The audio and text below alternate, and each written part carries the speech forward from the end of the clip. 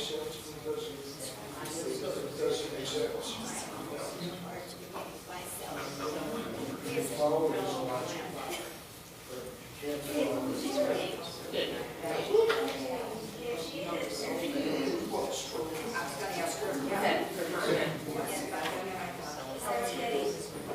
that for my house? Oh, okay. I thought maybe I was taking it. Yes. Good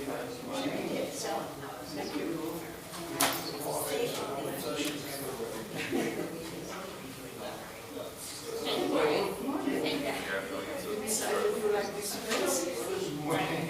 Well, I'm listening to my hearing aids. And they're not in yet. That's our part. But yes, I But then you have to do things for the I've been running. Oh, yeah. I've never seen like plow trucks. Last week or yeah, well, maybe not that far, but I was in the picture. So do it so I'm not in the picture. Well, you're not. I'm not. Yes, I know. That's what we do right now. Yeah, we need him to be the focus. And little stars. Spotlight. Good. I was gonna ask you, now I know. I was.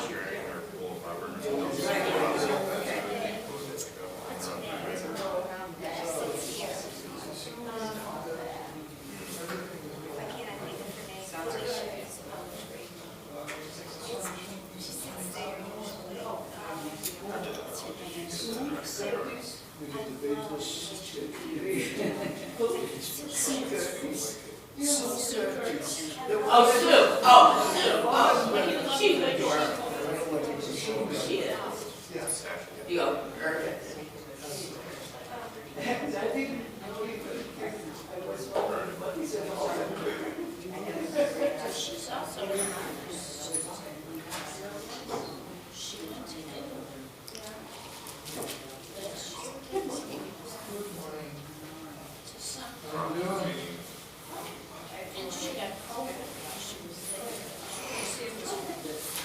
Oh, look.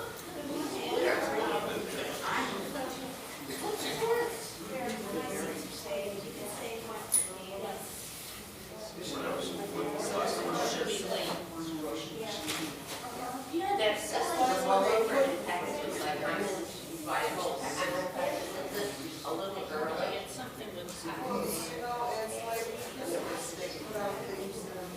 Oh, yeah, exactly. Yeah.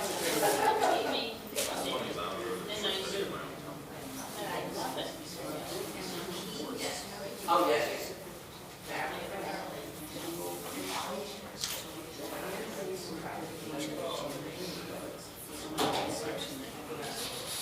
But are you married? Not there. Not there.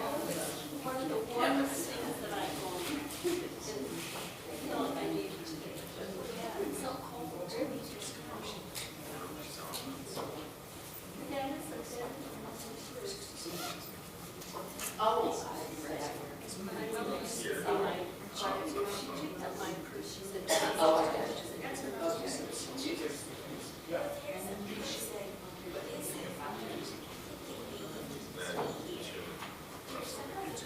How's everything?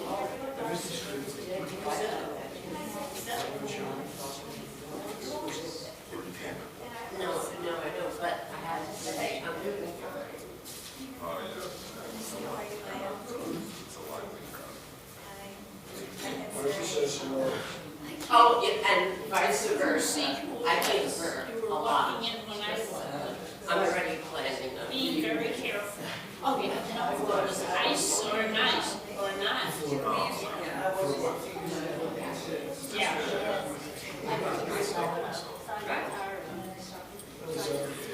Oh, he's there, yeah, that's not. Yeah, you're right. But I think we should send him a letter reminding him that he's got a consultant. In the future. Yeah. Oh, Terry, I have a question. I lost. But this is like 3 months ago. I got one of mine, that's how I was.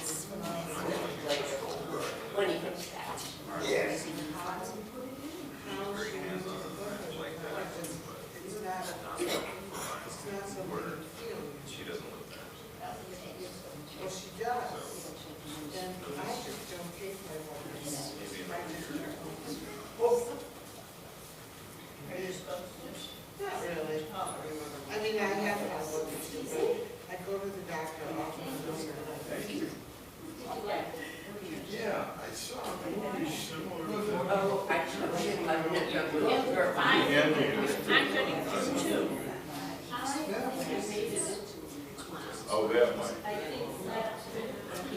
Because the ending here was kind of, yeah, we're not 100% sure. Since she went back to Williamsburg, didn't really explain how she fit in there. In the movie, she went somewhere where her real mother lived. Yeah, that doesn't matter, it's good. And it's enlightening, but at the same time, my daughter is like, seems to work with them. Now we can get on the right one year ago. No, for good or bad and all. They do some weird stuff. Yeah. It's made up. It's control of the.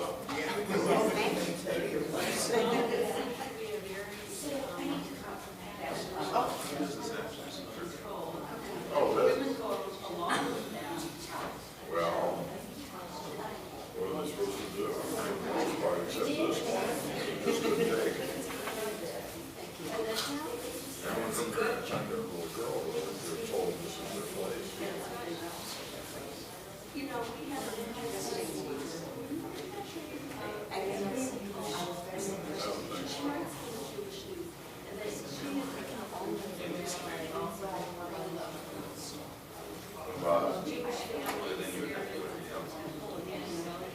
Oh, yeah, yeah, yeah. That's sort of expensive.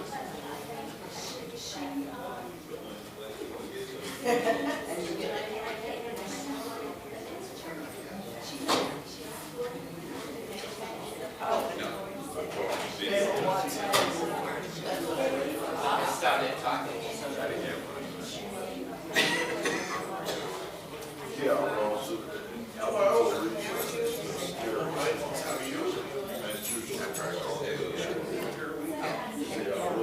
Oh, excellent. Oh, see.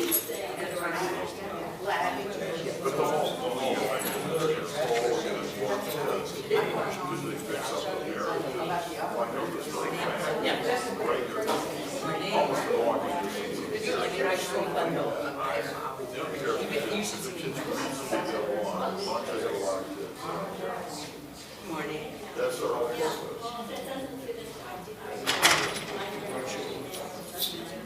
I don't think it's into the, but that's what they do.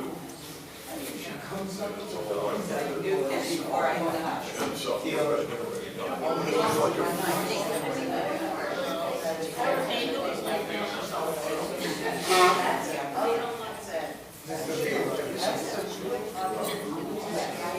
is totally.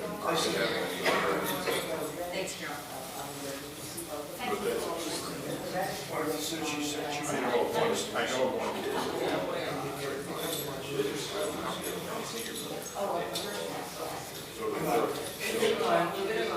So before they were kids, they let them divorce, but then they got some others.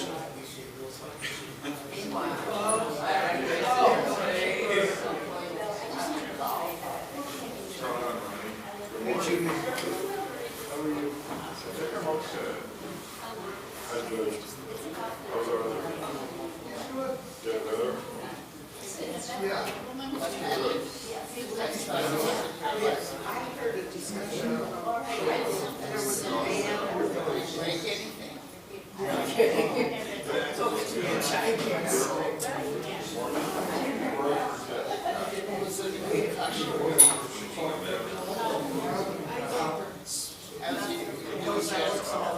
We had a.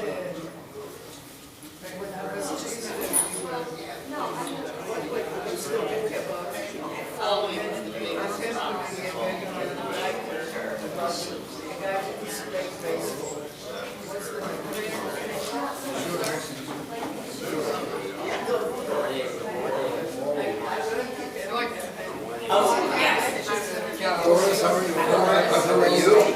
And I said, how do you know if you passed? You know, we read, well, oh, I did. I actually read it to her. I read it to her. I think I was. And then I hope I didn't.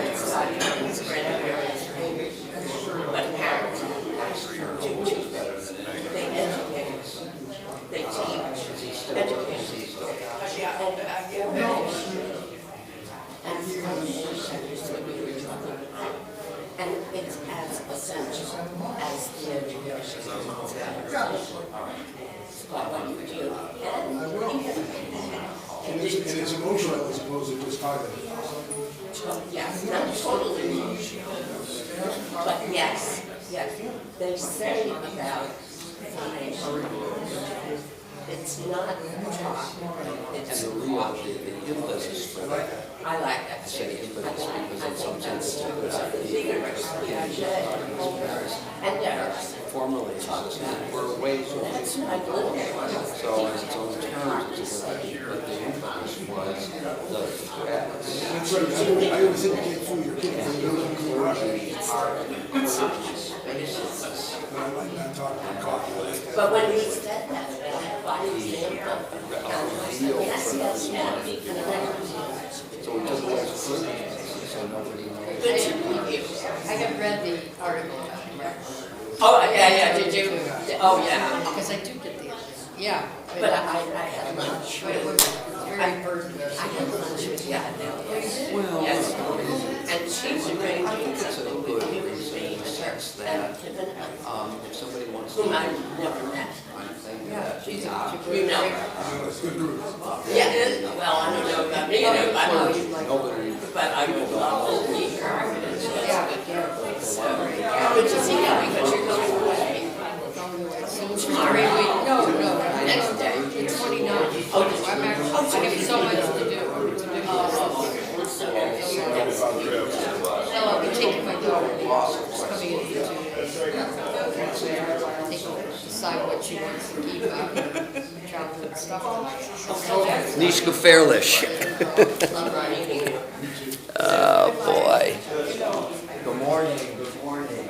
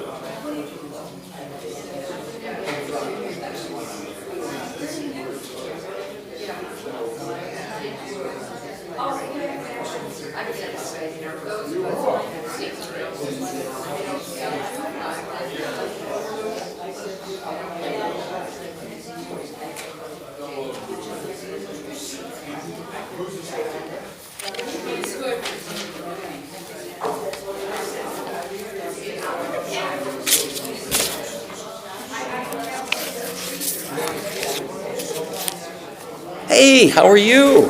So nice to see you. Okay, that's okay. All right. So if you don't mind a cold hand, I can shake with you. Very good. I'm glad you're here. Good.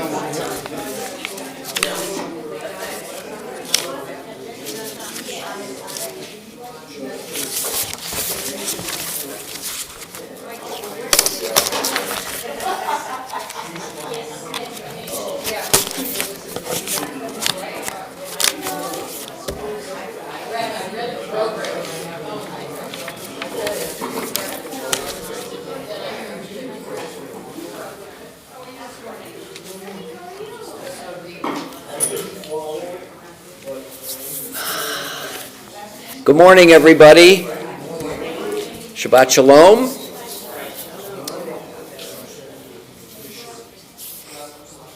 And welcome to those who are live streaming. So glad to have you as well.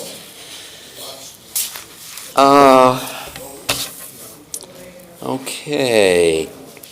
So let me thank those who participated in the Bagels project. So the bagels are sponsored by the Pincus family in memory of Armin Pincus. I'll say a word about that in a minute. Thanks to Sandy for picking up today. Appreciate that. And live stream sponsored by Sue and Bob Curtis.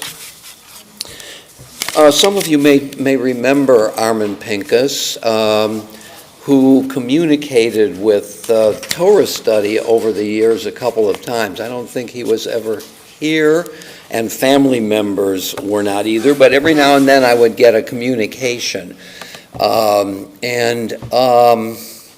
One of the things that he strenuously objected to was when we were talking about the accoutrements of the tabernacle and the ark, and how we needed, the Torah says we need to carry the ark by holding onto poles that stuck through the bottom of the ark, because the ark itself is too dangerous to touch. This is the idea of dangerous holiness, and we have seen some examples of that. And in my naivete, I said that those poles were symbols. And Armin Pincus objected strenuously to that. And I thought his critique was really powerful in 2 words. Symbols, schmimbles.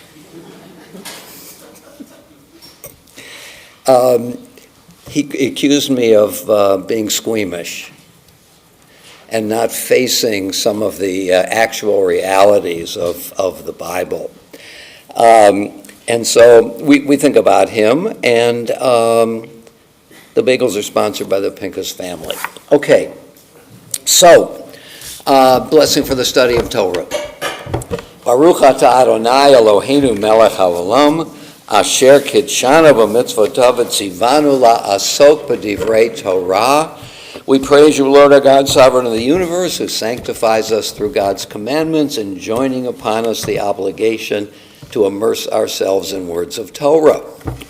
Amen. So what I want to do today is go back to our packet and just look at one passage that we started on last week and didn't really, I think, deal with it sufficiently. And that is the Maimonides passage, the letter to the Yemenites. Page 4, I'm not sure this pagination, I take from different things that I've done over the years, and page 4 may have been page 4 in one packet, but it's not page 4 in this. But do you find it? Yeah. And what page does it say at the top? Here it's page 4, the Yemenites. Good, okay. And the other one is the sheet, right? And the other one is the sheet, right, which is front and back, a long discussion by Maimonides on our issue. Okay, so let's take a look at the Maimonides passage. For a rationalist, I think this is an extremely illuminating passage. So, the letter to the Yemenites is one of Maimonides' famous letters. He wrote voluminously to a variety of communities and individuals.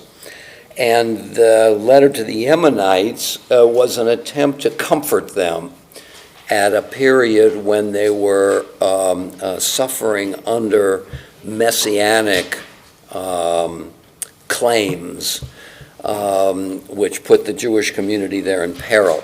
And he writes comfort, and along the way, he wants to tell them why it's important to hold on to Judaism and not be tempted by conversionary blandishments. And so what he does here is he tells them how special the origins of Judaism are in Mount Sinai, and how it is, and this now relates to our topic of parents and grandparents teaching their children, the issue of continuity of tradition, transmission. How important it is to transmit to the next generation the centralities of our tradition and how to do it. That's what I love about this passage, the how. So he says, keep well in mind the revelation on Sinai in accordance with the divine precept to perpetuate the memory of this occasion and not to allow it to fall into oblivion. And you remember the passage from Deuteronomy chapter 4, which leads to one of our discussions about parents and grandparents. Keep alive the day that you stood on Mount Sinai. And that was, in a way, the lead passage in introducing grandparents who are closer to Sinai just by the indication of their age and so on. They're older than the parents, therefore closer to Sinai. So the notion of proximity to Sinai becomes a rhetorical idea. Not a literal one. The grandparents didn't stand on Mount Sinai. But the idea of proximity to Sinai, how to bring Sinai to life again, not just as an abstract concept, not just as a rationalist principle, but as something that one can imagine in one's own mind. Okay? And that's what Maimonides is up to here. Keep well in mind the revelation on Sinai in accordance with the divine precept to perpetuate the memory of this occasion and not to allow it to fall into oblivion. Furthermore, we were enjoined to impress this event upon the minds of our children. As it is written, only take heed to yourself, keep your soul diligently, lest you forget the things which your eyes saw. So I suppose we need to take that literally. This is to the first generation. And lest they depart from your heart all the days of your life and make them known. What's the them? What your eyes saw. Make them known to your children and your children's children. And we've talked about this before. This is what I call the pathos of the historical process, that we increasingly move away from the founding events of a society or a culture. And as we move away and those founding events become, temporarily at least, more remote, how do we keep them alive? How do we keep their meaning, their reality alive? That's the challenge of transmission. But make them known to your children and your children's children. It's imperative, my fellow Jews, that you make this great spectacle of revelation appeal to the imagination of your children. And I suppose this has something to do with, well, it does have to do with presentation. How do you make it come alive? And he is saying, this great rationalist, that the vehicle, the faculty of the human mind that is going to be most receptive to this idea is the imagination, to create images through pageantry, through spectacle, through performances, and so on. And what I especially like about it is how, in a way, he overturns Aristotle, who, as I said last week, talks about the 6 parts of tragedy: plot, character, diction, and so on. And spectacle is the least important for Aristotle. And that's not so surprising. But for Maimonides, in terms of transition, in terms of transmission, it's the most important vehicle. Proclaim at public gatherings its momentousness. For this event is the pivot of our religion and the proof which demonstrates its veracity. Evaluate this phenomenon at its true importance. For Scripture has pointed out its significance in the verse, "For ask now of the days past which were before you since the day God created man upon earth, and from the one end of the heaven to the other, whether there has been any such thing as this great thing, or has been heard like it." So this is the uniqueness claim, right?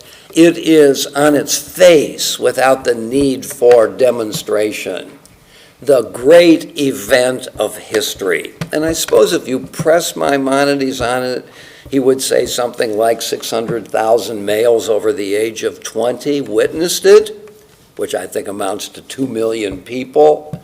And can 2 million people be wrong? If they saw the fire and lightning as Moses went up, what more demonstration do you need of the singularity of this event? Of course, it's not a valid argument, is it? Because any tradition can talk about founding events in this regard, right? The crucifixion and the empty tomb of Jesus, for example, or Muhammad receiving dictation of the Quran. I mean, they might say, when has that ever happened before, that the word was actually dictated? Of course, the Torah does say that Moses spoke to God mouth to mouth. But any tradition can make this claim. But Maimonides here it's a kind of an interesting point now that I think about it. He's speaking already to the fragile committed. And therefore, they're more likely to feel the rhetorical power, if not the intellectual power, of this argument. Spectacle, pageantry will make it stick. And this is a admonition to one generation, each generation, in terms of its obligation and desire to pass it on. Okay, yes, Doris. One of the things that this brought to mind, even though it's not explicit, but when you say he's a rationalist. Yes. So could it be the parent is not only responsible for the education of the child, and the grandparents or whomever, but also the formation in values, in conscience, in morality, because the developmental psychologists and theologians, etc., Erickson, for example, talk about values not being taught, but being caught. So two things are going on: the education and the formation. What do you think about that? Now, what's the difference between education and formation? Well, formation is not necessarily rational. Okay. It's how I behave, how I talk, how you perceive me as the person that I want to project. So formation promotes kind of the leap into the circle, a leap into the circle of the committed, and then comes education. Something like I that? think they go together, actually. They go together. Myself, I guess Okay. it could work that way too. I sense that Maimonides' position, well, I'm inferring a difference between formation and education. I know you say they go together, and I'm just hypothesizing here, that there's the question of commitment. Am I committed to an enterprise? And then following the commitment to an enterprise, I learn about its details and its content. But in some way, I first have to take a leap into the system. I'm inferring that formation is that leap, getting the person to buy into, and then one becomes receptive to the teachings, to the content. If that's right, then I think Maimonides is talking about the formation aspect here. How do I get a person to take something seriously? You know, if I want my children to be interested in baseball, the thing I would do is take them to a game, hopefully an exciting game. Then I might talk to them about the content of the enterprise of baseball. First, I have to catch their attention. I'm not sure I'm not trying to improve upon your formulation, but that's how I see it. You see them as happening at the same time, simultaneously. Yeah, good. Jackie? Can't education be distorted by the individual who is delivering it to the other person? And there could be 10 different people in a room who reads the Bible and come up with 10 different versions. And they can pass this on to the child who believes, because it's the parent, believes wholeheartedly what the parent says. And the formation is not the same as somebody else's. I think that's an excellent comment, really. I mean, Jackie is suggesting, I'm trying to remember to repeat for the live streamers, that so much depends upon who is doing the transmitting, that it raises the question of experts, I suppose. Let's assume that we hope that those who are transmitting are to some degree expert in what it is they're transmitting. The question, though, is what makes an expert? So I'll be a little autobiographical for a moment. My approach to education as a teacher is to look at material and to try to generate the excitement from reading certain passages. I have noticed over the years that this is not exactly the best way to deal with teenagers. So, assuming that in some broad sense of the term, I'm an expert, qualified to handle the material, we might say, I'm not a very great expert in terms of bringing it across. So that, in a way, I wouldn't be the ideal person for transmission, because though I may have the content, I really don't have the method. I'm trying to think about it more and more, but I don't have the. So it raises a great question. I mean, is it true that it takes experts?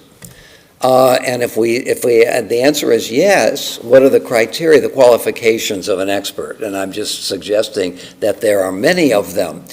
On the other hand,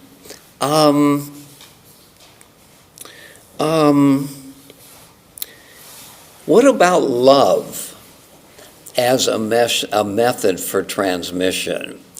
That somebody who loves his or her subject, or who loves the student and the student loves the teacher, that can go a long, long way toward getting the point across, just to put it like that.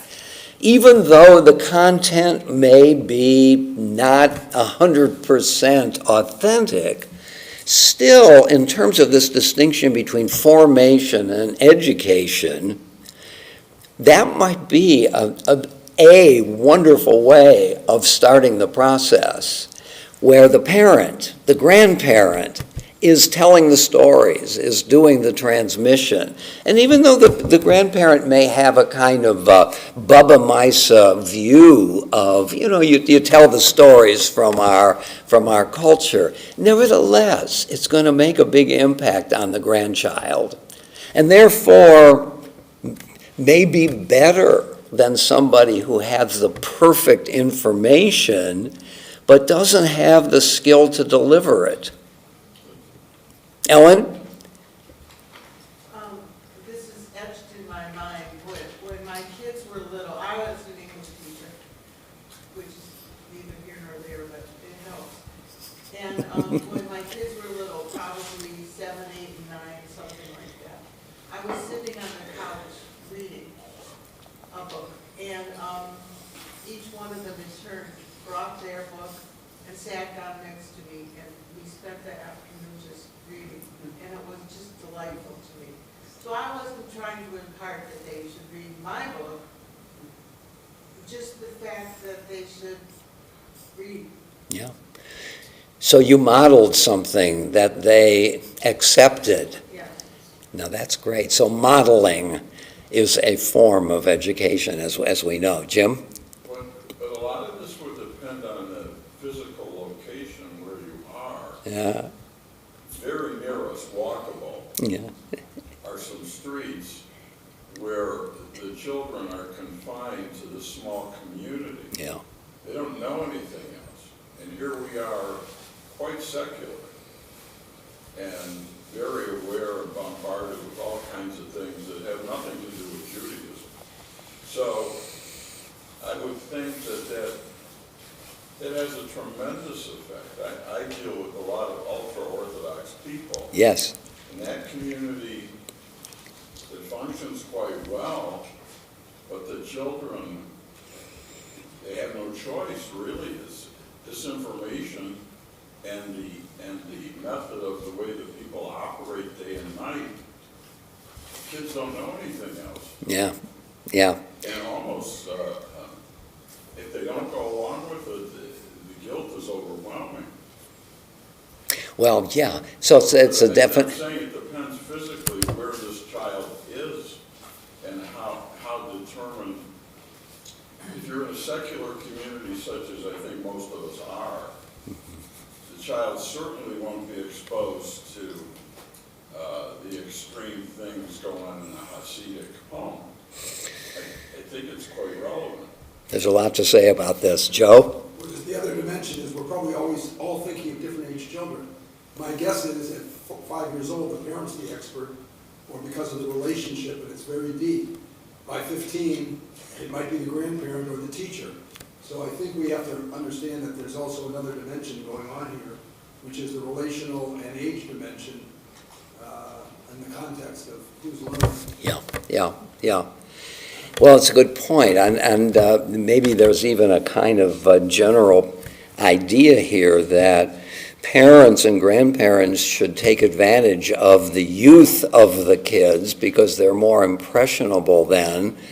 By the time you get to college, you've been formed in a way. We all hopefully had favorite teachers who taught us something because we loved them. They meant something to us. Ron? I think in this context, the conduct of the educator, either parent, grandparents, the school teacher, the rabbi, is a precursor of the content that he wishes, she wishes to transmit. Yeah. If I do not comport myself in a fashion that is consistent with what I'm trying to teach, then the teaching is worthless. Yeah. There you go.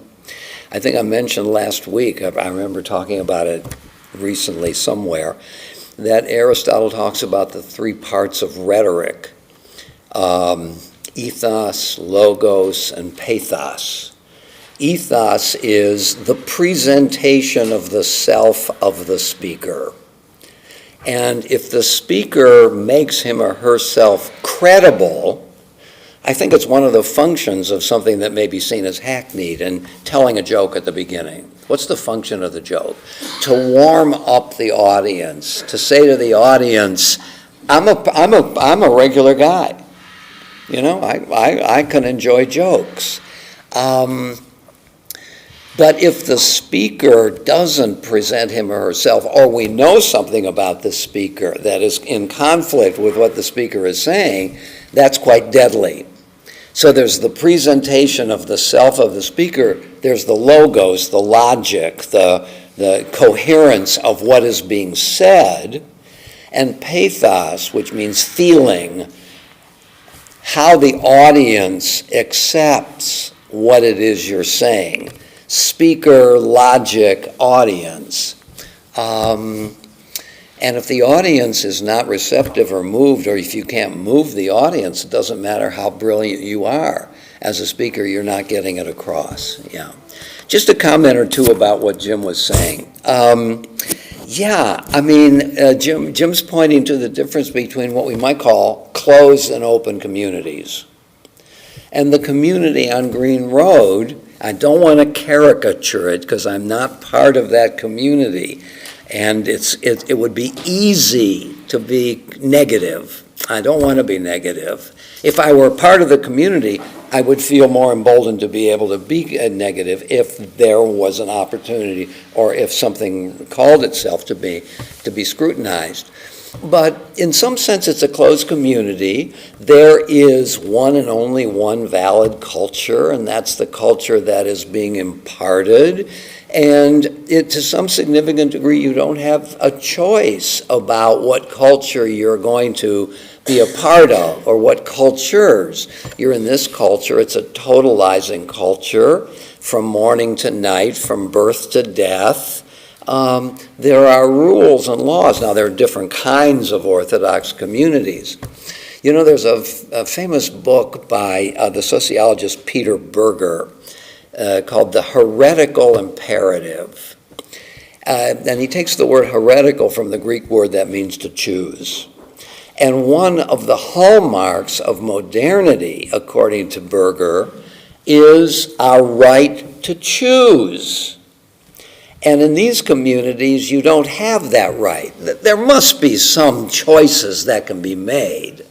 But, and for Berger, there's something very corrosive about being willing to choose, because today I choose X, tomorrow X doesn't suit me anymore, and I can abandon it because there's Y. I choose Y for a little while. How committed to Y could I be, since I know there's always right around the corner Z? So the opportunity to choose every single day from all kinds of things. Think of what we read.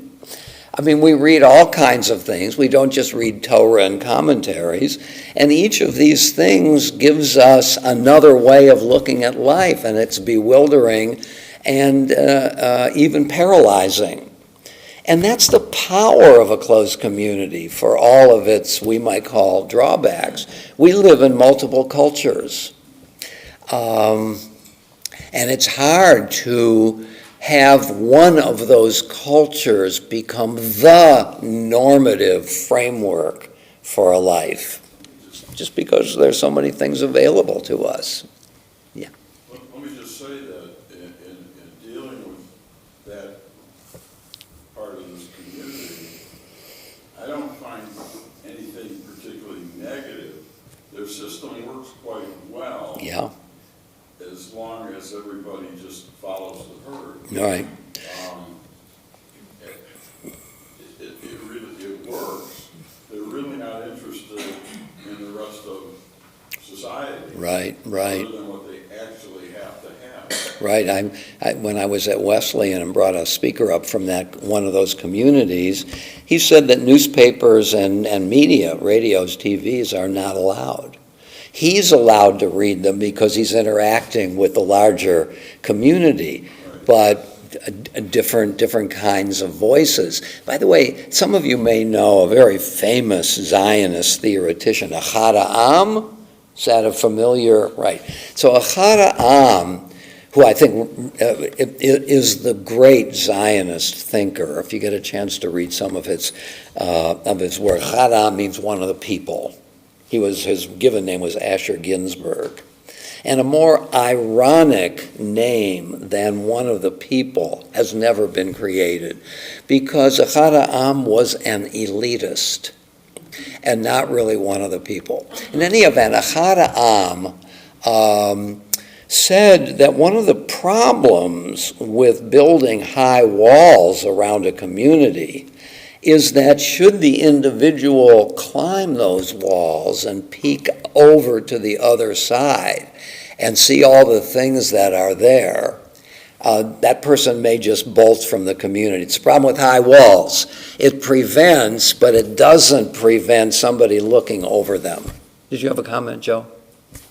Just only that the characterization of the Orthodox community is there are some rules that are very strict, like kashrut. Yeah. But also within the community, there's a lot of debate because the Talmudic scholars, this rabbi said this, and that rabbi said that, and there's an opening. And there's a great Talmudic story that says, why do we pray God of Abraham, God of Isaac, God of Jacob? Yes. And the rabbi argues with his father, who he disagrees with, but that's my right to choose God in my own way, because otherwise we would say God of Abraham, Isaac, and Jacob. We break it into three parts, saying each of us sees God in our own way. That's very good. That's very good. And you make an interesting point about a distinction between theology, thought, and action. These communities are less orthodox, doxis being the Greek word for belief. That is, orthodoxy is right belief. At least my impression as an outsider is not that we should characterize them as orthodox, but orthoprax. Orthopraxy, it's the practice that needs to be uniform. The thought can vary, although there are limits, obviously, to the parameters of thought. But, it's basically a community in action. Okay, all right. I have mentioned before, I'll mention it again very quickly. I remember once, many, many years ago, early in my career, I was co-officiating at a wedding with an Orthodox rabbi. I was in Columbus at that point. And a question arose during the rehearsals. I can't remember the details, but something about who should walk the bride down. Okay. The father or the stepfather or the new husband of the mother, and so on and so on.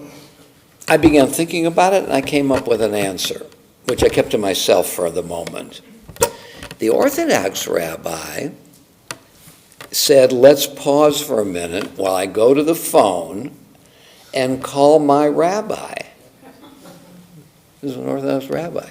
And he called his rabbi, and his rabbi said, I'm not sure what to say. Let me call my rabbi. So there's this notion that there are answers to these questions, definitive answers, and not every rabbi is in control of those answers, but you can't get it wrong. What was my perspective? My perspective is there really is no right answer. I'm confronted with a situation. I'm trying to do my best to get it right, and right, I suppose, is defined as alienating the fewest number of people. And I took a shot at it. I mean, maybe that's not fair to me. I took it very seriously and came up with my answer. But this rabbi's own predilections were irrelevant to him because there are answers. Capital A. Okay, so let's go back to the Maimonides now. What was my answer? You see, the solution to the issue is not as important as the issue. Okay? I can't remember. I really can't remember. Yeah, I just had breakfast yesterday with a friend of mine who at his wedding had a similar issue. I didn't tell this story to him because there was the birth father, so to speak, and then there was the stepfather. And the bride was very close to the stepfather and not to her own father. And who would walk the bride down? And I think he didn't remember who actually had the bride, but they both walked down. It's a good answer, but it's not yet the best answer because they had to solve the problem of who was actually, and I don't think, she had two arms, maybe they both could have done it. I just don't remember. Maybe that was the solution they came to. Okay. Ron, I gave you my typical answer to questions like this. I don't know. Okay. All right, so let's take a look at another Maimonides on this single sheet. Let me just say a word about Maimonides. We spent a whole year on Maimonides once, some years ago, Maimonides on the Torah. So on Maimonides' tombstone in Tiberias in northern Israel is the following statement. From Moses to Moses, none arose like Moses. From Moses on Mount Sinai to Moses Maimonides. That's 2,500 years. Assuming that Moses was real, we could put him at, say, 1250 before the Common Era. And Maimonides is born in 1135, 1138. So between Moses on Sinai and Moses Maimonides, there was none like Moses. So that is already a good indication of the regard with which he was considered, and still is considered by the community. Maimonides wrote 4 major books. He wrote a commentary on the Mishnah. The Mishnah is the foundation of the Talmud. There's Mishnah and then Gemara. Gemara's commentary on the Mishnah. For hundreds of years before his time, Mishnah in a way was put aside and emphasis on the Gemara, because the Gemara is treating the Mishnah.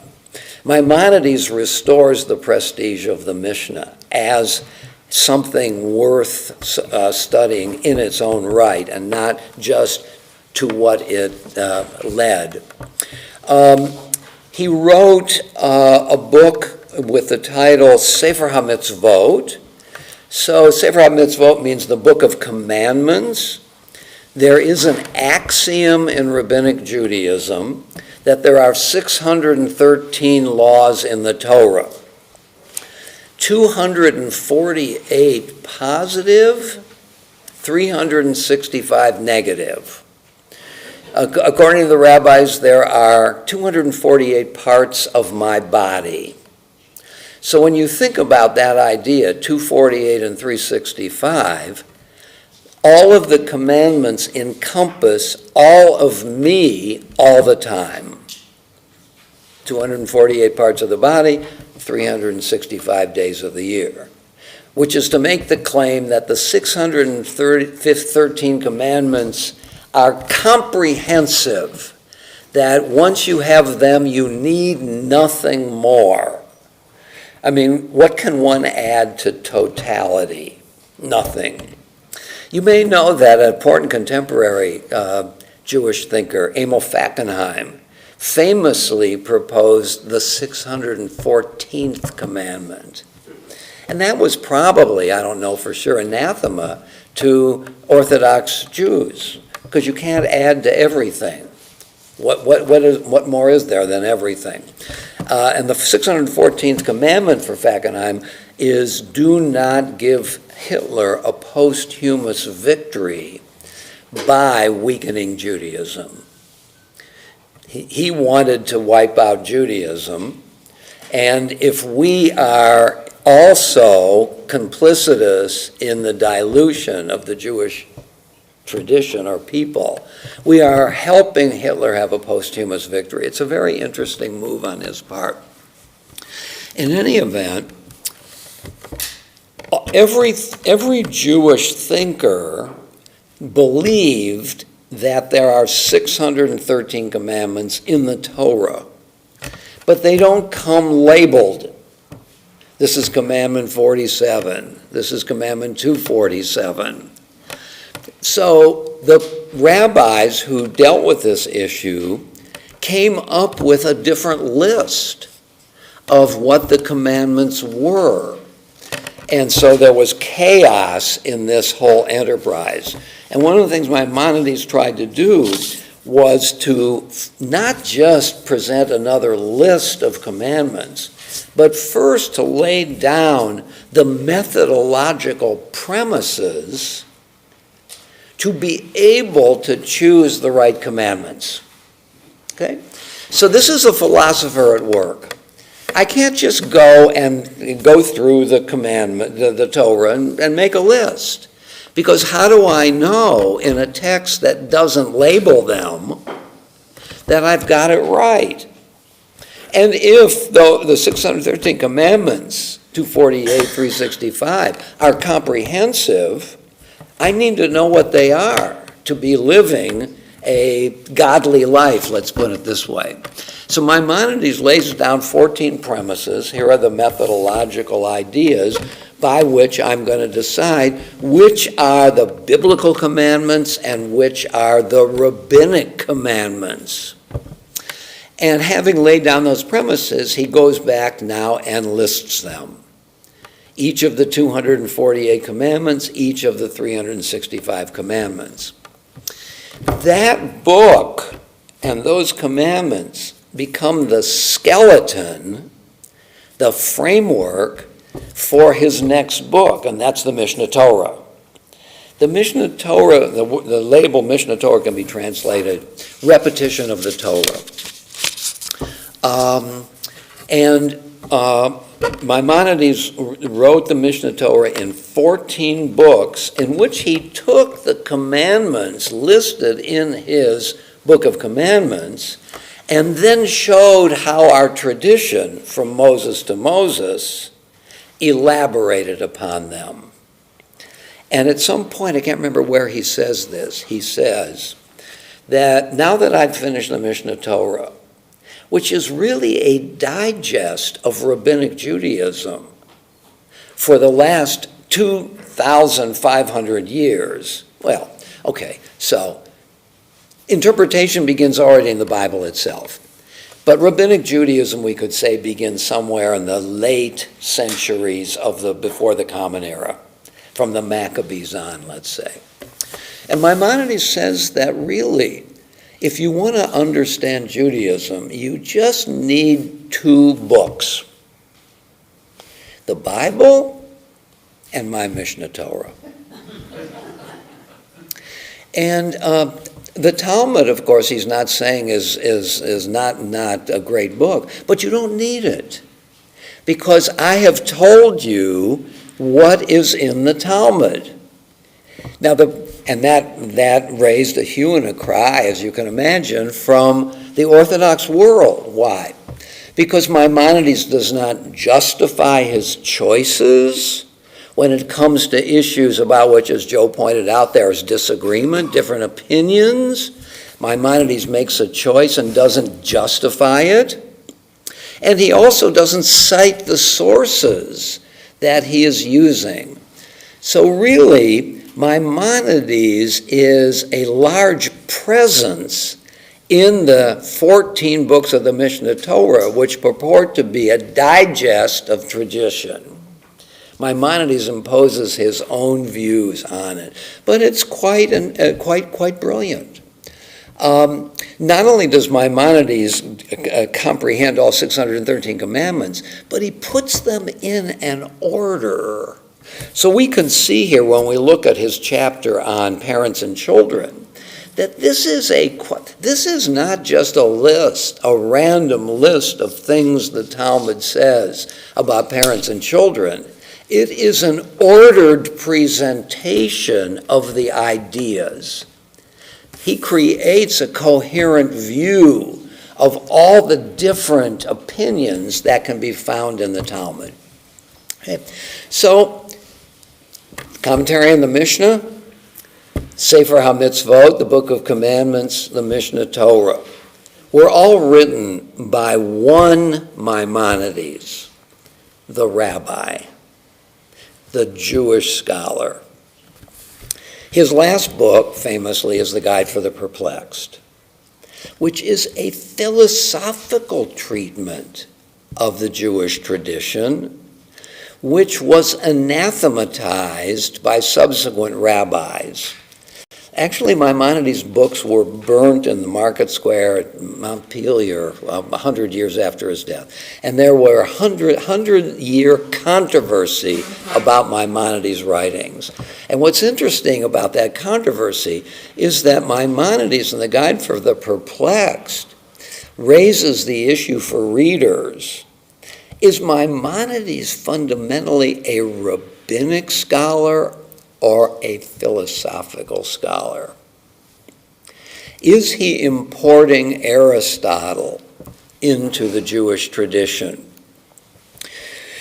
The Guide for the Perplexed is a specific kind of writing, what Leo Strauss calls a secret kind of writing, in which esoteric intimations peek through the lines on the page. So, for example, on the issue of the creation of the world. Now, the Bible has a view of the creation of the world, right? God created it de novo, from nothing, we might say. And therefore, the world was created in time. Aristotle's view, and Aristotle was known in the Middle Ages as the philosopher. So Aristotle had enormous prestige, really, until the scientific revolution, which returned to Plato in some way.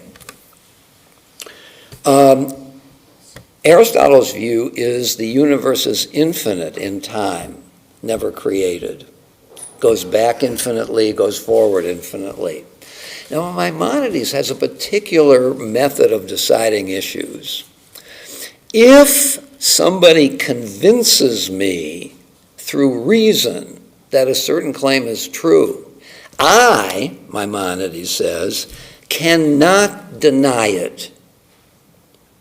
And Aristotle's view of the creation of the world, of the eternality of the universe, is antithetical to the Jewish biblical view of creation in time. Think about it.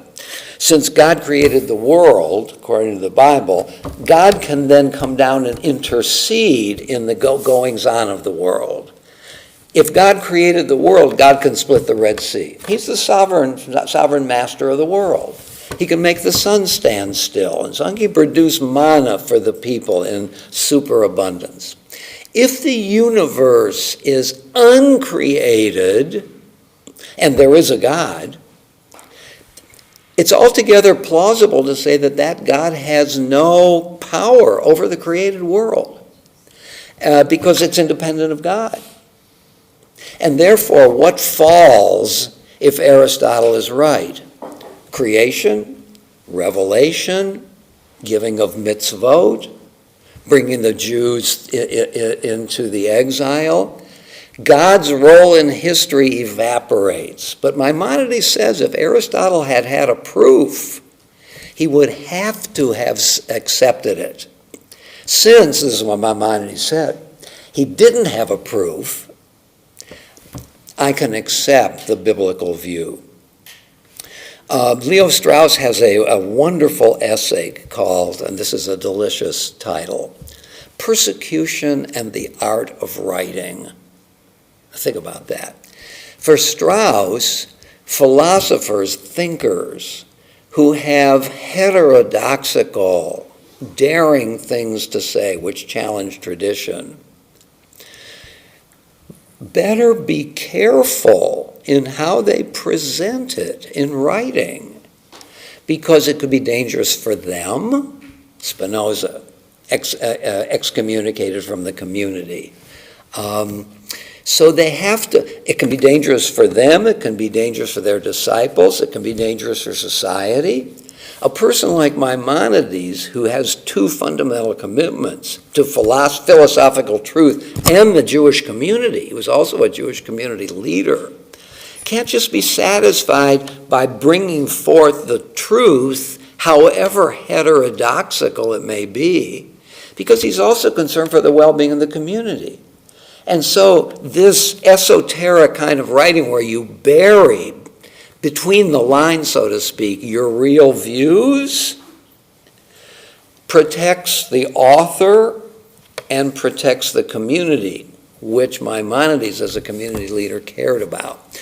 In the preface to the Guide for the Perplexed, he says, I'm writing this book just for a few special individuals.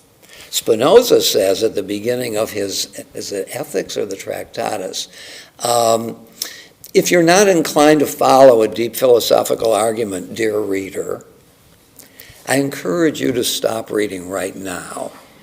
Okay. So there was Maimonides trying to do something very interesting, reconciling philosophy and religion.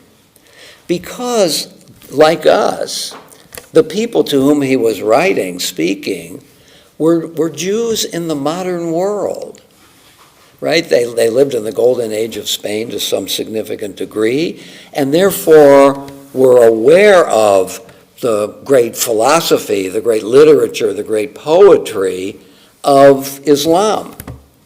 And were caught. Maimonides asked the question in the title, Guide for the Perplexed, who are the perplexed? Who are those people to whom I'm writing? I don't know about you. When I read the paper in the morning, I'm sometimes really perplexed about what the author is saying. That's low-level perplexity. Maimonides is writing about high-level perplexity. And this is the individual who has studied philosophy and the sciences and is an expert in, let's call it, secular wisdom, and also is devoted to the Torah and is perplexed about how the two of them can both be true, since they say things in opposition to one another. That's high-level perplexity. I could say the perplexed to whom he's writing have 2 PhDs in Judaism and in philosophy. That's sort of tongue-in-cheek. And Maimonides is trying to show that though Aristotle and the Bible say different things, they are compatible. And it's a book that the Orthodox world both anathematized and forbade the Jews to read, along with the first book of the Mishnah Torah, which is called the Book of Knowledge. So that's the great Maimonides. He was also the leader of the Jewish community in Egypt, wrote voluminously to communities, had a correspondence with great rabbis who wrote to him about his opinions and help us understand them and so on. So from Moses to Moses, none arose like Moses. So let's take a look at this passage. So you can see that right at the top, Mishnah Torah, book 14, the 14th of 14 books, the book of Judges. The laws of rebels. The honoring of father and mother is a weighty positive command. So too is reverence for them. Okay? So we're already familiar with this language because we've talked about the difference between honor and reverence. And here is a good example right at the start of Maimonides bringing forward into this systematic presentation of the topic the language of tradition. The Bible attaches to the duty of honoring and revering parents an importance equal to that which it attaches to the duty of honoring and revering God. What a claim. Now, just what do you mean by this, Maimonides? And he has a proof. It is said, honor thy father and thy mother, and it is written, honor the Lord with your substance. Therefore, we're to honor both, and in an equal way. Honoring parents is equal in importance because we have 2 proof texts which use the same word. Notice, by the way, that Maimonides already is quoting passages far afield from one another in the Bible. Exodus and Proverbs. If I'm trying to write this sentence, and I want to make the point that Maimonides is making, that they're equal in importance, I know Exodus chapter 20 very well. What passage can I get about honoring God? I have no clue. Genesis, Exodus, Samuel, Isaiah. Maimonides knows it's from Proverbs. A little red book, at least in my circles, right? So this is a good illustration of Maimonides' mastery of the literature. Concerning the duty due to parents, it is said, you shall fear every man his mother and father. And concerning duty to God, it is said, you shall fear the Lord your God. We are enjoined to honor and revere them in the manner that we are enjoined to honor and revere God's great name. So he starts with that sentence, knows he needs to illustrate it, to prove it. He proves it in a classical method through proof texting, and then he summarizes what he's just proven. This has something to do with the place of the honor and father and mother in the Ten Commandments. So we do say that the first 5 commandments are about our relationship to God. And the second 5, our relationship to one another, starting you shall not murder. The problem with that is, at least on the surface, is that honor your father and mother have nothing explicit to do with your relationship to God. So maybe I'm driven to say that the Ten Commandments need to be broken down into 2 unequal parts. Commandments 1 through 4, Commandments 5 through 10, 4 and 6. But if one wanted to try to stick with the 5 and 5, in what sense does honor your father and mother belong in the first group? And one could say that, based on Maimonides' claim about some equality between the way in which we treat both, that the parents are to be revered and honored in the same way that we revere and honor God. Because, maybe we should try to answer that together. What are ways of understanding the plausibility of putting honor your father and mother with the other commandments about our relationship to God? Any thought about it? God creates, parents create. God creates, parents teach about God's creation. So that in one sense one could say, the Greek, is it a god, Janus, the god of doorways? The Janus looks both outside and inside. And in a certain sense, the 5th commandment, honor your father and your mother, is Janus-like. It looks back to God in parallel to it's the parents who both create but teach all the things that the first 4 commandments enjoin. So the parents are pivotal in bringing all this forward, but also the family is the first part of the city. And therefore, what we learn at home makes it possible for us to be good citizens. So it's no wonder that Maimonides starts by elevating the way in which parents ought to be treated as parallel to the way in which God should be treated. I mean, this is an elevation of the role of parents, if only the positioning of it, if only illustrated by the positioning of it in the 10 Commandments, which are not randomly arrayed. There's an order to them. You see what Maimonides is up to here? Number 2, whoever curses his father or his mother suffers death by stoning. And whoever blasphemes God suffers death by stoning. Again, elaborating on the parallel. The penalty prescribed in both instances is the same. In the matter of honor due to parents, the father is mentioned first. In the matter of reverence due to them, the mother is mentioned first. From this we infer that both are to be equally honored and revered, which is pretty forward-looking, don't you think? That the parents are fundamentally equal in the family, even though there may be different roles in classical societies. What does reverence imply? What does honor imply? Reverence requires that the son should not stand in the place in which his father usually stands, or sit in his place, or contradict his words, or decide against his opinion, or call him living and dead by his name. Right? I had a high school friend whose parents' names were Richard and Marge.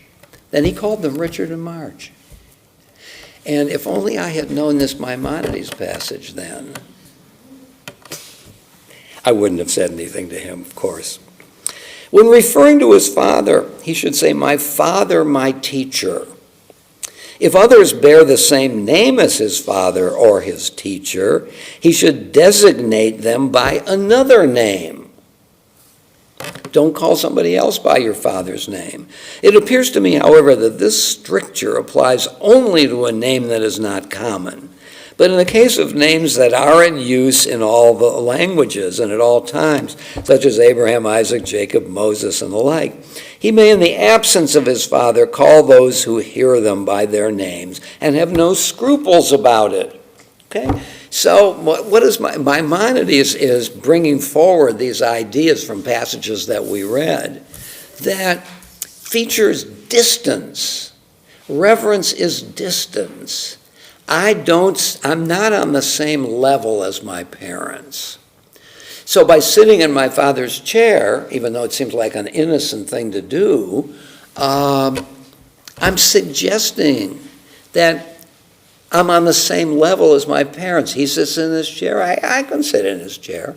If I contradict his words, I'm suggesting that I have as much wisdom, as much insight as my parents do. And once I put them on the same level as me, it's going to be harder for me to learn from them. I have to honor my teachers. I have to think of my teachers as having more wisdom. Otherwise, why would I listen to them? Okay?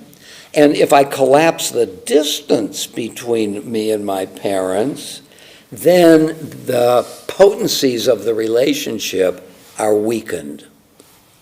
Okay? So reverence is distance. Moses, take off your shoes, you're standing on holy ground. You can't just go from one level to another as if it's all the same kind of thing. Unless something can be revered, nothing can be pivotal in our lives. There have to be some things that are higher than me, and parents and God are two of them. So what Maimonides has done here in paragraph 3 is and some of these ideas are familiar to us from other things that we read, and Maimonides has roamed around the tradition and put them all in one paragraph, easy to read and understand. And if I have the Mishnah Torah on my shelves and I forget what my relationship to my father ought to be, I can go to my shelf and read it, as opposed to trying to figure out where in the Talmud this is. What does honoring, bottom of the page now, what does honoring parents imply? It means providing them with food and drink, clothing and covering, and the expense to be borne by the father. Don't you love that? I mean, he could have said, look, if you really want to honor your parents, you'll provide them with all these things and you'll pay for it yourself. Otherwise, you're compromising, you're honoring them. Do it all. If you really want to be known to yourself and your father as honored, do everything. But there's a realism here, isn't there, as well, that why should the child be responsible for paying for it as well, especially if the father can afford it? If the father is poor and the son is in a position to take care of his parents, he is compelled to do so. He must support his parents in accordance with his means, conduct his father in and out, perform for him such personal services as disciples perform for their teacher. Okay, so another parallel is introduced here. Parents are like God. Now, parents are like teachers. We treat them both the same. So Maimonides is elevating the role of the parents by analogizing them to God and teachers. He rises before him as he rises before his teacher. If his father is his disciple, whoa, now this is a problem, because the disciple rises before the teacher, but he rises before his father. So how do we resolve this? If his father is his disciple, The father doesn't rise before him, but he is bound to rise before his father. Parents over teachers. It is his duty to honor him in other ways too, as when he is attending to business or personal matters. Thus, if courtesy is shown to him in any place on account of his father, he shouldn't say, "Speed me for my own sake," or "Let me depart for my own sake," but he should say, "Speed me for my father's sake." That is, if a courtesy is shown to a son or a daughter, they should recognize and verbalize the fact that what they are being praised for is a product of what the parents have led them to be. Or "Let me depart for my father's sake," or use a similar expression. He should make it clear in his dealings with others that he is zealous for the honor of his father and that his attitude toward him is one of reverence. It is the duty of the son to honor his father even after the latter's death. So the rabbis make a distinction between tzedakah and gemilut chasadim, between charity and acts of loving kindness. And there are three distinctions. Let me see if I can remember them. We do tzedakah with our money. We do reverence with both our money and with our attitude toward others. We do tzedakah to the poor. We do gemilut chasadim to the poor and the rich. We're kind to everybody, even though we give money only to the poor. We do tzedakah to the living. We do gemilut chasadim to the living and the dead. In this sense, gemilut chasadim, acts of loving kindness, are much more profound than the very fundamental idea of caring for the poor. And this is an example of it. It is the duty, I'm back here at the beginning of 5, of the son to honor his father even after the latter's death. Thus, if he reports a law he heard from his father, he shouldn't say, "Thus said my father." He should say, "Thus said my father, my teacher, may I be an atonement for his resting place." He should refer to him in these reverential terms only within 12 months of his death. But after 12 months, he should say, may his memory be for a blessing for the life of the world to come. So he's got a fuller obligation the first 12 months, and then realism begins to have a role. This is an elaborate phrase and so on. There is power to this, isn't there? I mean, don't we feel when we're confronted with a dilemma or we're tempted to do something that isn't exactly wonderful? Well, what did my parents teach me? What would they want me to do? The image of the parent comes into our minds as if they are still to be revered through our actions and our thoughts, even when they're no longer. I find that to be a very powerful idea. 6, both man and woman are enjoined to revere and honor parents. A man, however, is in a position to supply them with their needs, while a woman is not, inasmuch as she is dependent on others. Therefore, if she has been divorced or widowed, she and the son share the duty equally. Okay. So Maimonides is just working with the conventions of the time. But if she comes to be independent, then she takes on those obligations. To what lengths? Notice that what Maimonides has done here. He has organized all the things that we have already looked at in the various passages about parents and children. He has given them some coherence. Now he's moving to another level. To what lengths should the duty of honoring parents go? Okay? How fundamental is this admonition, this commandment, these commandments? Even if they were to take a purse of his full of gold and cast it in his presence into the sea, He must not shame them, manifest grief in their presence, or display any anger, but accept the divine decree without demur. Okay?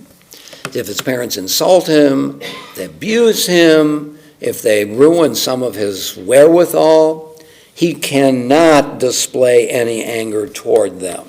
It's that degree to which he must go. To what length should the duty of revering them go? Notice he's got this dyad, honor and revere, and he is elaborating upon them at each step. Even if he is attired in costly garments, presiding over the congregation. In other words, he's a rabbi and he's standing in front of 3,000 people on Kol Nidre. And his parents come and tear his garments. So here I'm conducting Kol Nidre, 3,000 people. Oh my God, there's my mother. She's coming up on the bima. What does she want? I hope it's only just to whisper something in my ear. And his parents come and rend his garments, strike him on the head, spit in his face. He must not shame them. It behooves him to remain silent, to fear and revere the King, King of Kings, who has thus decreed. For if a mortal king were to issue against him a decree, even more exasperating in character, he would be powerless to rebel against it, all the more so if the author of the decree is he who spoke and the world came into being in accordance with his will. So let's talk about this.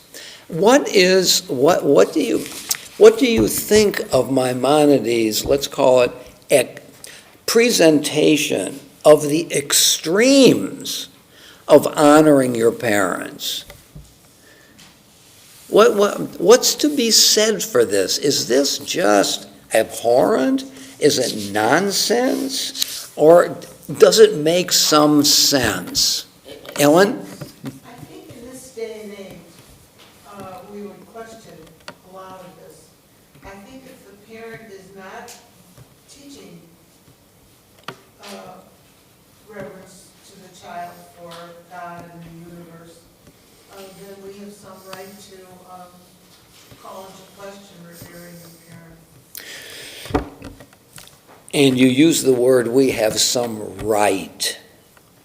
And one of the differences between classical societies and modern societies is that classical societies are societies of obligation, whereas modern societies are societies of rights.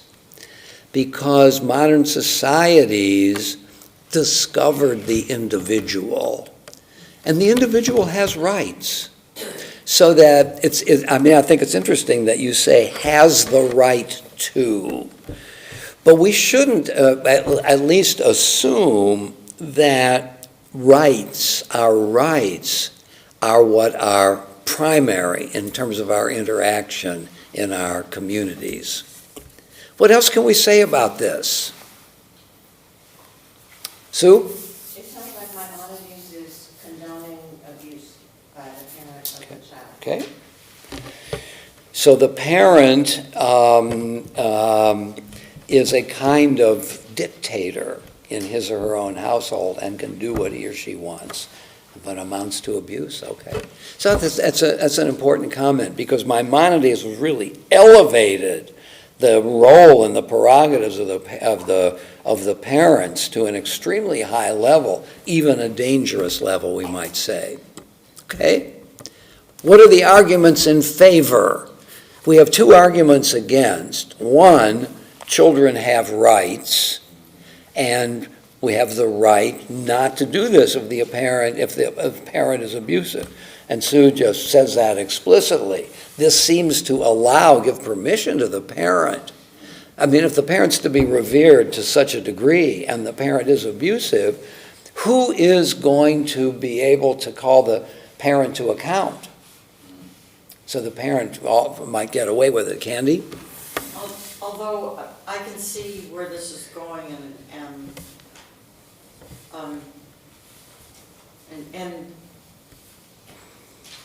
And I think it's a good idea, and I like it. I think my children would laugh at it, and I don't think that it would hold any water at all, because their lives are so different from the way I grew up. And let's ask ourselves, what are the premises behind this position? And one of them is the reality of hierarchy, that there are certain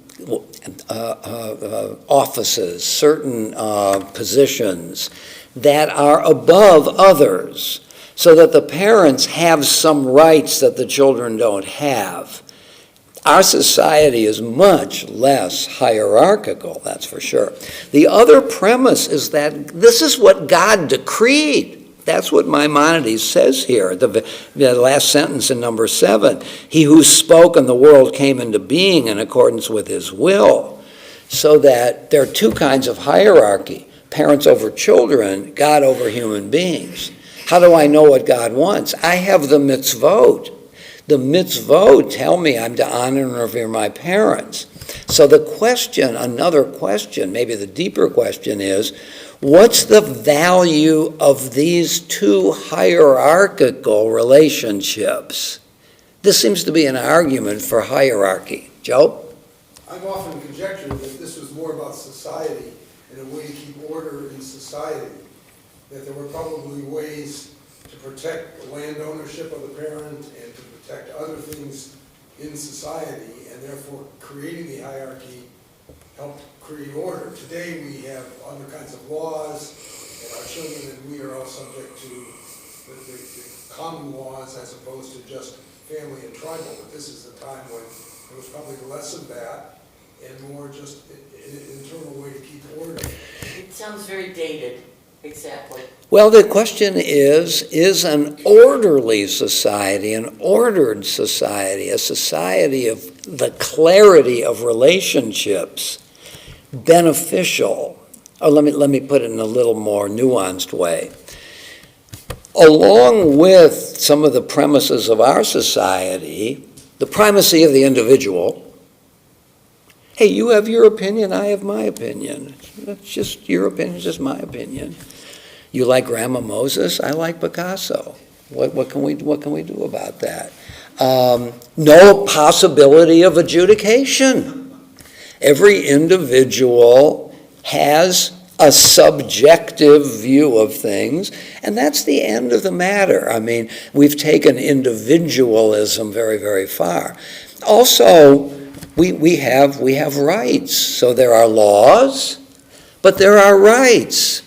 And if the laws, according to whoever, imperil the rights, then they can be taken to court, and maybe these laws will be rendered either invalid or limited.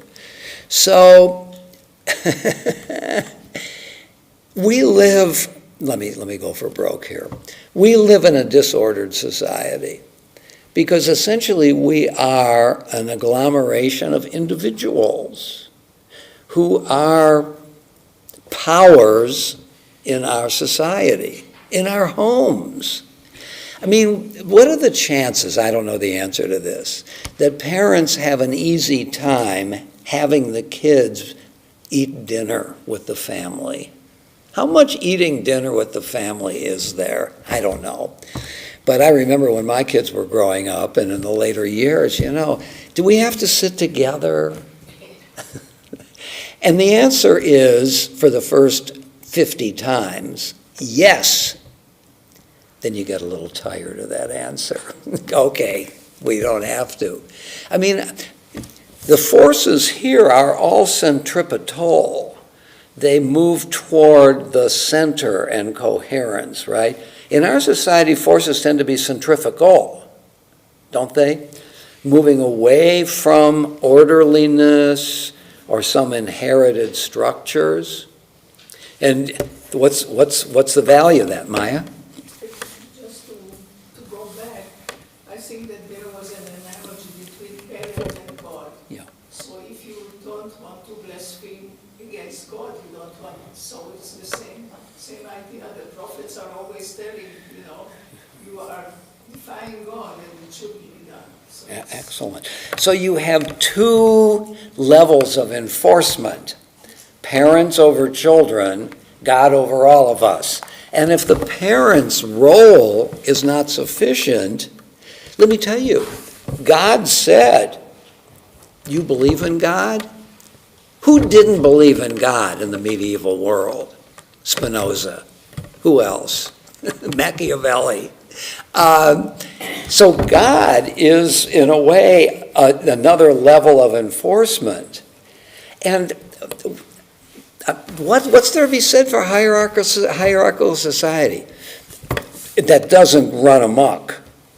Order, the possibility of transmission of values, the coherence of a society. Success, the more coherence, if a team is playing together, what's the saying? There's no I in team. If you're a team, you subordinate your particular desires to the well-being of the team. That's a function of a uniform. What would it be for guys just to, I'll play second base this way. Well, then the look of the 9 players on the team, they don't look like a team. They look like a bunch of individuals. Uniforms make uniform. So, more success if everybody is pulling in the same direction. Stuart? Excuse me. Back in medieval times, the king ruled over the nobility, which ruled over the peasants. Yeah. It was all Yeah. hierarchical back then. Now it's, as you suggest,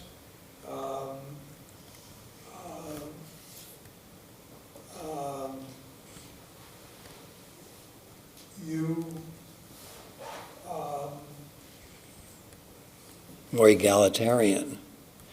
Until the next election. I'm sorry? Yeah. Right.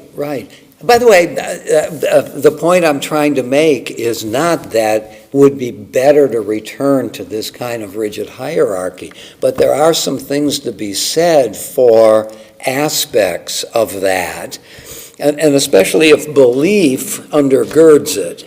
If you believe that there is a God in the universe and the commandments are not just customs and ceremonies, but actually imperatives given by God, that also promotes uniformity of behavior and maybe more success and the possibility of education. Sue? And if it doesn't result in disastrous consequences, there's a lot of security in that. Right. Predictable. Yeah. Okay, so our time is almost up. Let's just complete here or go further. So, paragraph 8 moves in a different direction. So, I think of this chapter as to be graphed as a kind of arc. 1 through 7 is reaching the acme of what looks like an excessive statement. And now Maimonides begins to turn it around, okay? Although, that's key, although children are commanded to go to the above-mentioned lengths, the father is forbidden to impose too heavy a yoke upon them. The children have obligations. To what degree? To a very large degree. But the parents have obligations too, not to abuse the power a hierarchical structure gives them. The father is forbidden to impose too heavy a yoke upon them, to be too exacting with them in matters pertaining to his honor, lest he cause them to stumble. The Torah says, don't put a stumbling block before the blind. Who are the blind? Not just those who don't literally have sight, but those who can be misled. If the father abuses the child may infer that this is okay and will become an abuser himself in his own family. It's not okay.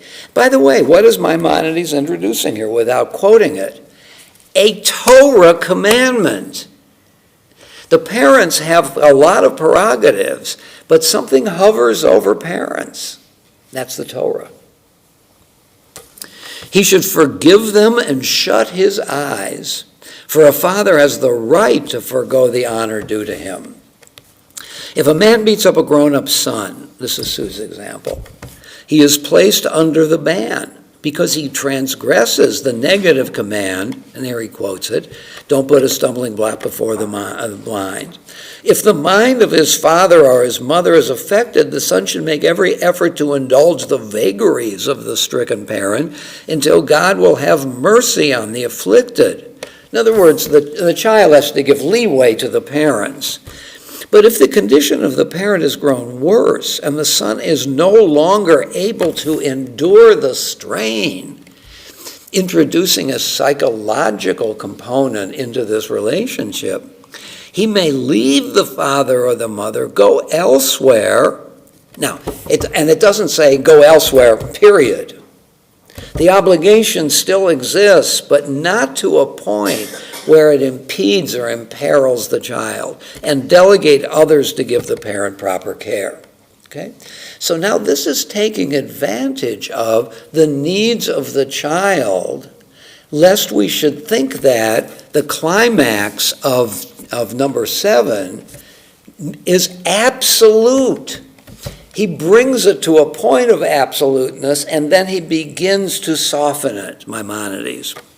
A bastard is bound to honor and reverence his father, although he's not culpable if he strikes or curses him unless the latter has repented.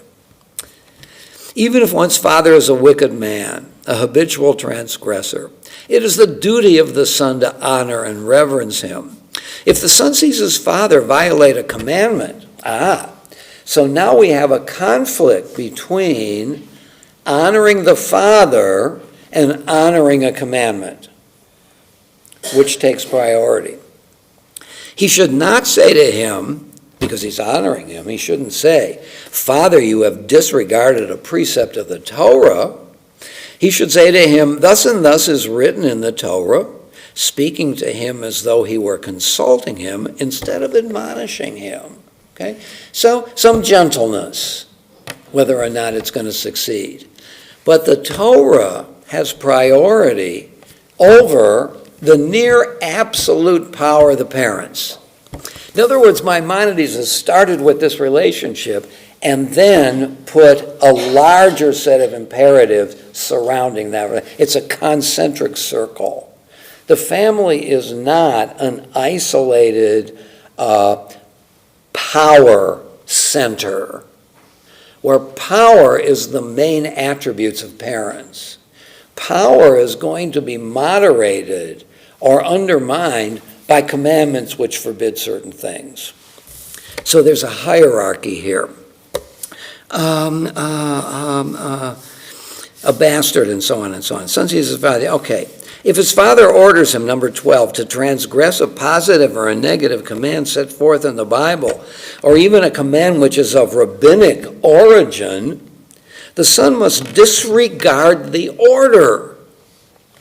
For it is said, you shall fear every man his mother and his father, and you shall keep my Sabbaths. This is a little narrative that moves from lower to higher.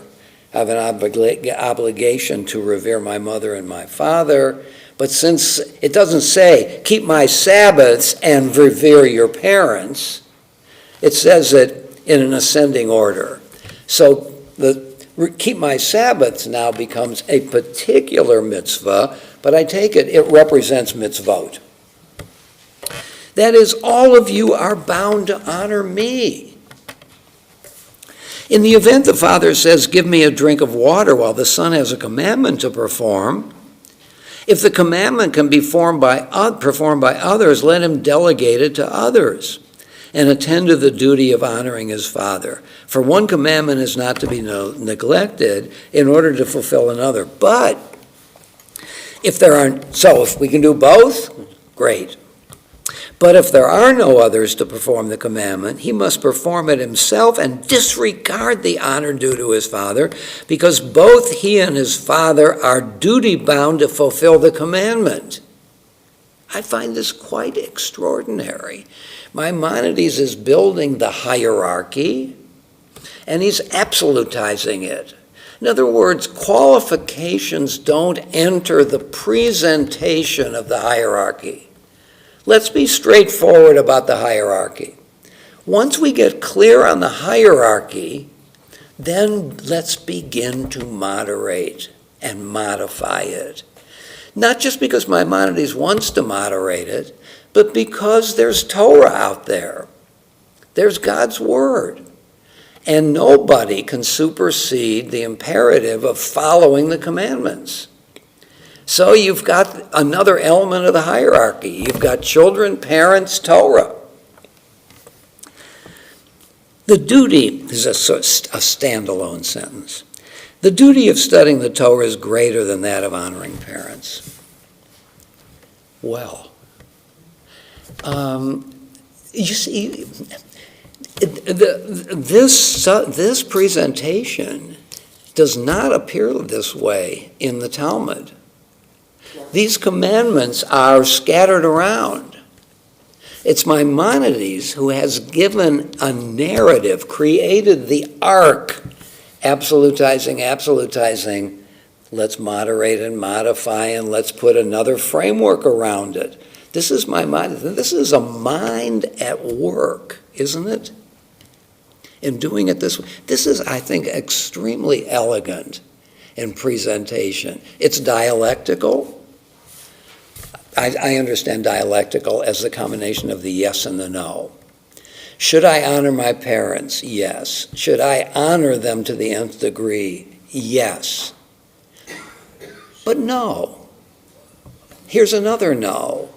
Yeah, but also no. Both are true.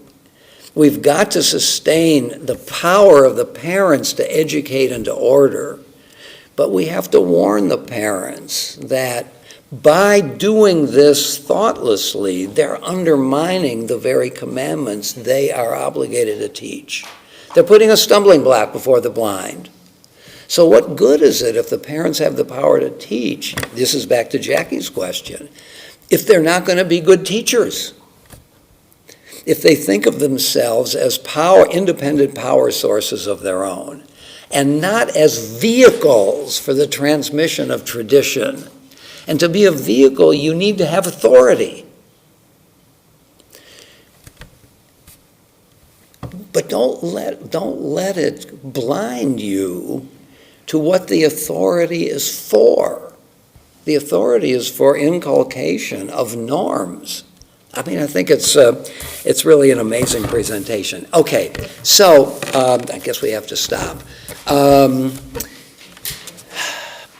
Let's do this. Next week, we'll start with, because I've done most of the talking here, questions or concerns you have about all of this. Let's continue to interrogate it. And then we're going to move on to our next topic, which is humility.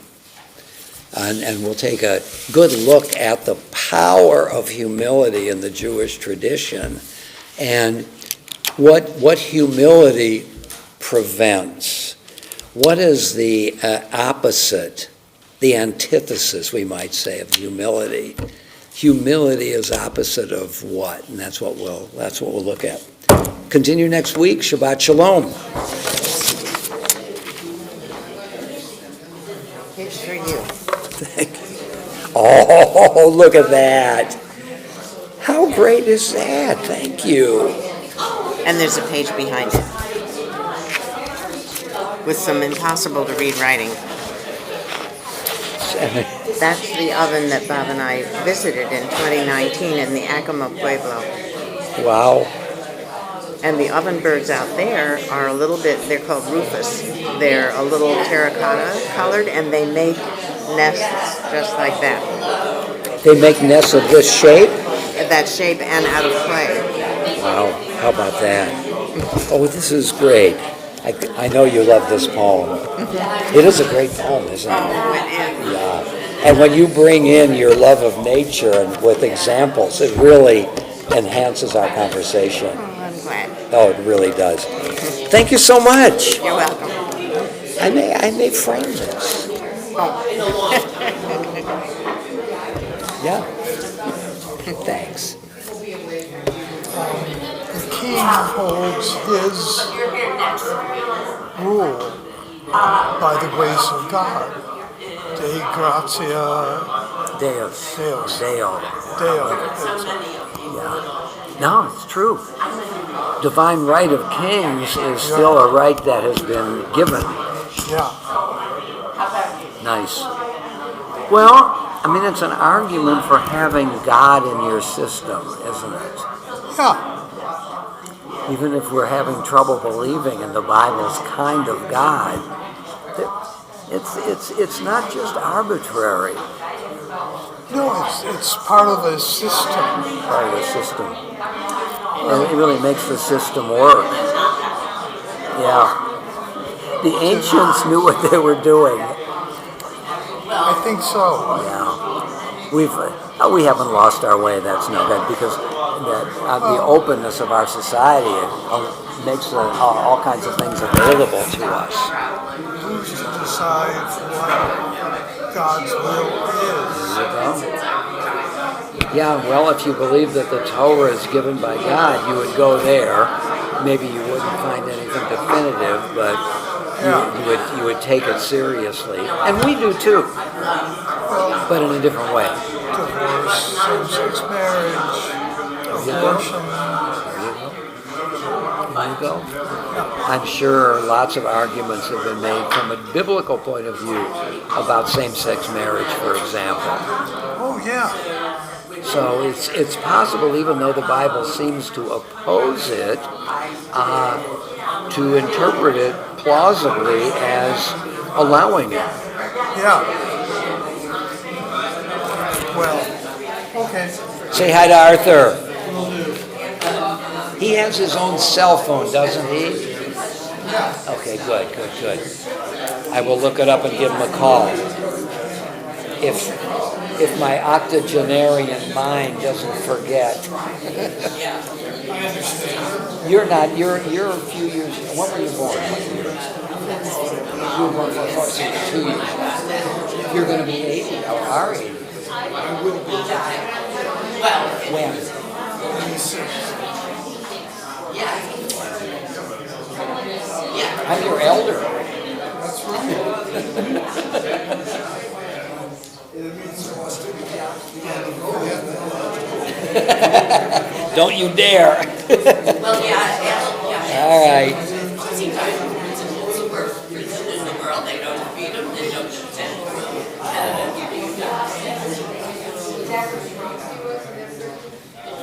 Oh, was he? Yes.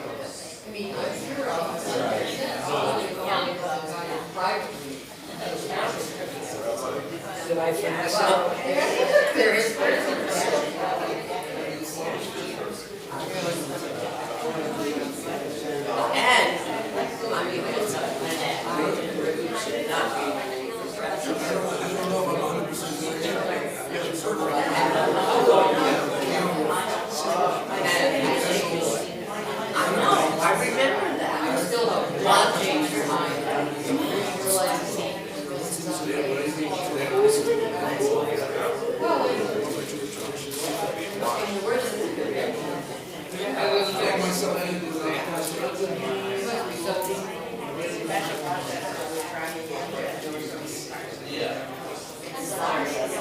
I know, Nikki?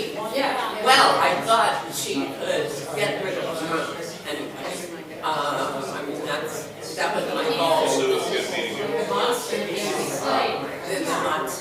And then I thought if it wasn't Nikki Haley, it would be all of these legal candidates, and that so all of my come to know. Yes, I would buy it. I know. Well, now I'm counting on Taylor Swift. I mean, they and they listen to her and do what she says. So, yes, I'm planning to tell her when she should do it. So if you have any ideas, because it's very important, should she do it now? I think now, a series of counting for her. I think now, ignore him. She has to ignore her because he's saying she's anti-democratic and she has nothing American. Ignore her. No, don't get into a fight with her. She'll lose. And then at the right moment, which we can get into, we send her a letter or something. And we say, now, let's do it. To all your followers, please them all over. I'm on her website, so I can listen. Yes, I'm watching this very carefully. I failed the lawsuit. I can't depend on the intelligence of the electorate.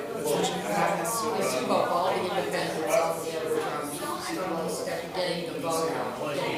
It's interesting, I mean, I think that's family, so my family is very important.